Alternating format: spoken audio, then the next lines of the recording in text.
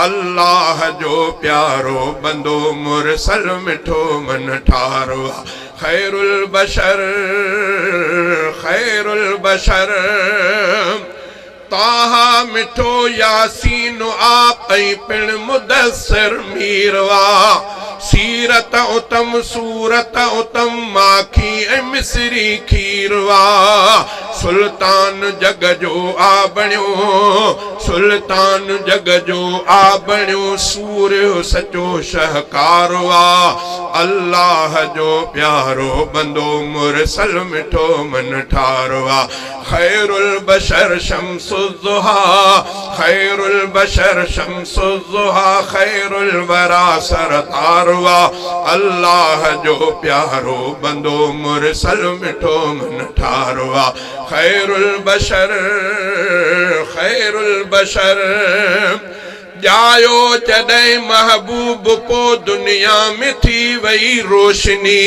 सारो जहां चो गुलस्तां खुशबू वई जग में घुली जायो जॾहिं महबूब पो दुनिया में थी वई रोशनी सारो जहां चो गुलस्तां खुशबू वई जग में घुली मिटजी वयो उतड़े कुफर मिटजी वयो उतड़े कुफर ईमान थियो निर्वारवा अल्लाह जो प्यारो बंदो मुरसल मिठो मन ठारवा खैरुल बशर शम्सुज़्ज़ुहा खैरुल बशर शम्सुज़्ज़ुहा खैरुल वरा सरदारवा अल्लाह जो प्यारो बंदो मुरसल मिठो मन ठारवा खैरुल बशर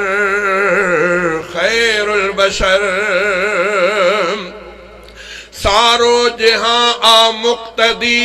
महबूब आहे मुक्तदा महबूब खां थी इब्तिदा महबूब ते इंतिहा सारो जहां आ मुक्तदी महबूब आहे मुक्तदा महबूब खां थी इब्तिदा महबूब ते इंतिहा उन जे नुबुवत जो हलियो उन जे नुबुवत जो हलियो चर्चो अदा चौधार आ अल्लाह जो प्यारो बंदो मुरसल मिठो मन ठारो आ खैरुल बशर शम्सुज़्ज़ुहा अल्लाह जे तौहीद जो हर वक्त नारो जहियो बातिल सां जंग जारी करे हक खां न सो पोइते रहियो अल्लाह जे तौहीद जो हर वक्त नारो जहियो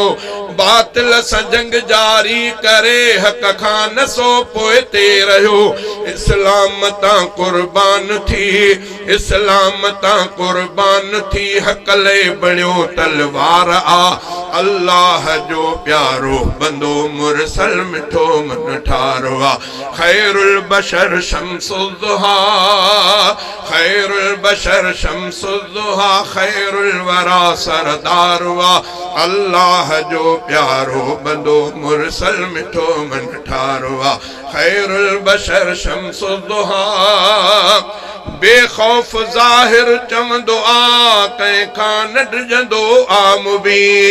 ईंदो न को हाणे नबी अहिड़ो अक़ीदो आमती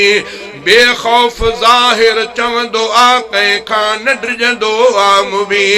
ईंदो न को हाणे नबी अहिड़ो अक़ीदो आमती अरबी नबीअ जे इश्क जो हरदम कंदो इज़हार वा अल्लाह जो प्यारो बंदो मुरसल मिठो मन ठारवा खैरुल बशर शम्सुज़्ज़ुहा खैरुल बशर शम्सुज़्ज़ुहा खैरुल वरा सरदारवा अल्लाह जो प्यारो बंदो मुरसल मिठो मन ठारवा।